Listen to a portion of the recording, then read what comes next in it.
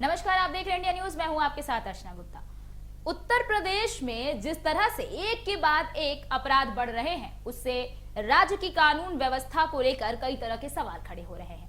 पहले हाथरस और अब बदायूं, पहले लखीमपुर खीरी और अब बदायूं। सवाल कि एक के बाद एक अपराध हो रहे हैं तो पुलिस प्रशासन क्या कर रही है। आपको बता दें कि आज अपने इस प्रोग्राम में हम आपको यही बताएंगे कि किस तरह से अब यूपी की जो पुलिस है, वो उनका जो डंडा है, वो जो लोग जाते हैं, जो पीड़ित जाते हैं थाने में रिपोर्ट दर्ज कराने या फिर न्याय मांगने, तो उनके ऊपर डंडों की बौछार की जाती है। आपको बता दें कि आज हम आपको एक नहीं, दो नहीं, बल्कि 3-4 ऐसी घटनाएं बताएंगे जिसमें पुलिस का अमानवीय चेहरा निकल कर सामने आ रहा है, जिसके बाद आप भी कहेंगे कि आखिरकार पुलिस को रखा ही क्यों जाता है, राज्य की शासन व्यवस्था को बनाए रखने के लिए या फिर अपराधियों को संरक्षण देने के लिए।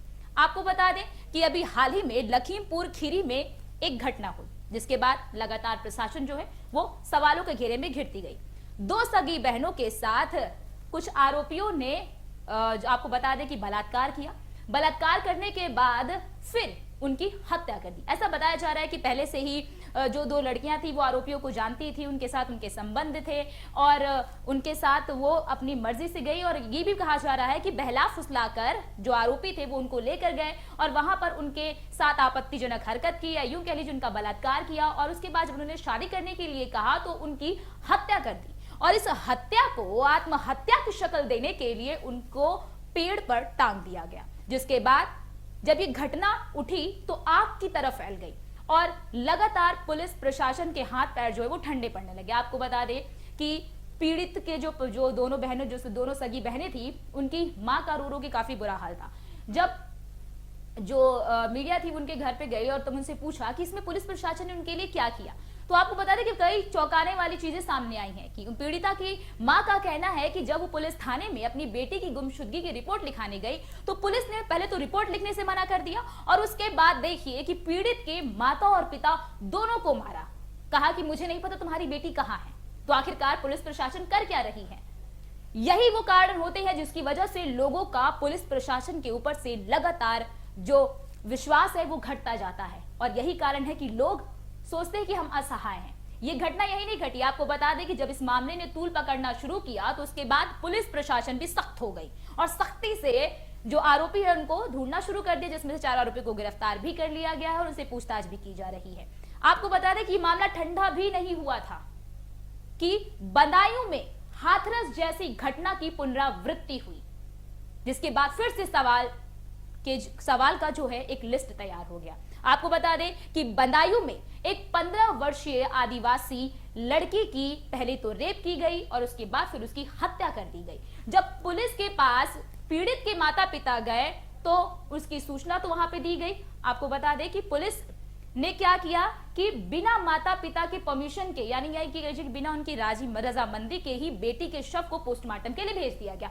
हालांकि जो न्याय और कार्य कानून की बात की जाती है कि पोस्टमार्टम जब किया जाता है किसी भी व्यक्ति का तो उसके परिजनों में किसी एक व्यक्ति का या किसी एक सदस्य वहां पर मौजूद होता है, लेकिन परिवार वालों का कहना है कि बिना उनके माता पिता की मर्जी से और बिना उन्हें बताए उनकी बेटी के शव का पोस्टमार्टम कर दिया गया। जिसके बाद पीड़ित के पिता ने, आपको ये बता दें कि पीड़ित की माता पिता और घर वालों ने ये कहा कि पुलिस इसमें मिली है, जो वहां का वार्ड है वो भी मिला हुआ है और सबूतों के साथ छेड़छाड़ की जा रही है। सबूतों के साथ छेड़छाड़ करने के लिए ही माता पिता की अनुपस्थिति में पोस्टमार्टम कराया गया।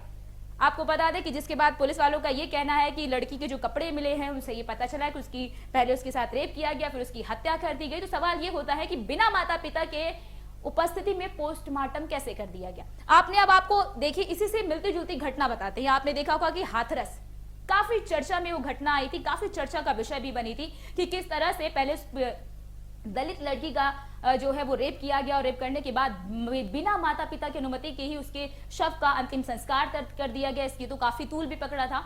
सवाल यहाँ पे ये भी उठता है कि इस घटना के बाद पुलिस प्रशासन को सबक लेना चाहिए था, लेकिन पुलिस प्रशासन ने सबक नहीं लिया।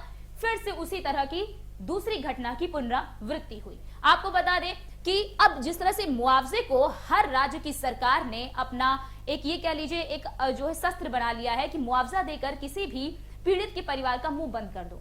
आपको लखीमपुर खीरी की घटना में बताया कि जिस तरह से लड़की के साथ जितनी भी घटनाएं हुई उसके बाद से पुलिस की जो राज्य सरकार है उन्होंने ये कहा कि 24 लाख रुपए दिया जाएगा, सरकारी नौकरी दी जाएगी, आरोपी को सजा दी जाएगी। इतना देकर, इतनी सांत्वना देकर मामले को रफा दफा कर दिया गया। क्या इतने भर से ही जो राज्य सरकार है अपने दायित्व को खत्म कर सकती? आपने अभी देखा होगा कि जो यूपी की योगी सरकार है उन्होंने कहा कि अपराधी अब बेखौफ नहीं है, अपराधी अपराध करने से पहले 100 बार सोचते हैं। लेकिन क्या एक समय में 3 तरह की घटनाएं होने के बाद आपको लगता है कि आरोपी अपराध करने से पहले 100 बार सोचते हैं? कुछ दिन पहले ही उत्तर प्रदेश की योगी सरकार ने यह कहा था कि अब राज्य जो है वो अपराध मुक्त हो गया। इतना कहने के बाद ही 3 घटनाएं घटी, जिसके बाद लगातार उनके दावों की सारी पोल जो है वो खुलकर रह गई कि राज्य जो है वो कितना अपराध मुक्त है या कितना अपराध मुक्त बन पाया है। ये भी आपने देखा होगा, बीच में ट्रेंड भी काफी चला होगा कि अपराधी अपराध करता है या फिर जो बलात्कारी होता है बलात्कार करता है तो उसके बाद उसके घर पर जो है बुलडोजर चला दिया जाता है ताकि अपराधियों के अंदर जो है वो सहमे, उनके अंदर डर पैदा हो कि अगर हम ऐसा करेंगे तो हमारे साथ इस तरह की घटनाएं घटित हो सकती हैं। लेकिन ऐसा कुछ भी नहीं हुआ। आप देख रहे हैं कि अपराधी बेखौफ हैं, उनके अंदर ऐसा कहेंगे किसी प्रकार का कोई खौफ वो बिल्कुल ही नजर नहीं आ रहा है। और लगातार जिस तरह से पुलिस का अमानवीय चेहरा नजर आ रहा है उससे लोग काफी दुखी हैं। इस तरह के तमाम सवालात जो हैं वो जनता के जहन में है कि आखिर पुलिस के डंडे गरीबों पर ही क्यों बरसते हैं, आखिर पुलिस के डंडे जो न्याय मांगने जाता है उनके ऊपर ही क्यों बरसते हैं। और अपराधी अगर आते हैं तो उनको संरक्षण दिया जाता है, और जब पीड़ित परिवार अपना या पीड़ित आकर अपनी शिकायत दर्ज कराना चाहता है या पीड़ित आकर जो भी अपनी परेशानी है वो थाने में बताना चाहता है तो उसे लाठी डंडों से पिटाई कर दी जाती है। क्या उनको केवल और केवल जनता को प्रताड़ित करने का प्रशिक्षण दिया जाता है? क्योंकि इसी के साथ ही इनके प्रशिक्षण पर भी सवाल उठता है। साथ ही साथ सवाल यह भी उठता है कि आखिरकार इनको इतनी शक्ति कैसे मिली कि ये जनता के ऊपर इस तरह का अत्याचार कर रहे हैं। और आपको बता दें कि यही कारण है कि लोग अब पुलिस पर बिल्कुल भी भरोसा नहीं करते हैं। यही कारण है कि लोगों का राज्य पुलिस के ऊपर से पूरी तरीके से भरोसा उठ चुका है, उनकी जांच से भरोसा उठ चुका है। और यही कारण भी होता है कि लोग थाने में जाकर शिकायत दर्ज कराने से बचते हैं, क्योंकि उन्हें पता होता है कि हम जाएंगे तो हमारी दुर्दशा क्या होती है। इस तरह के तमाम सवाल जो है शासन प्रशासन सबके ऊपर खड़े होते हैं। और एक ही सवाल लास्ट में भी आता है कि आखिर कब तक? इसका जवाब का इंतजार हमें भी है और जनता को भी है। आज के लिए बस इतना ही, लेकिन देश और दुनिया की तमाम खबरों को देखने के लिए आप देखते रहिए इंडिया न्यूज।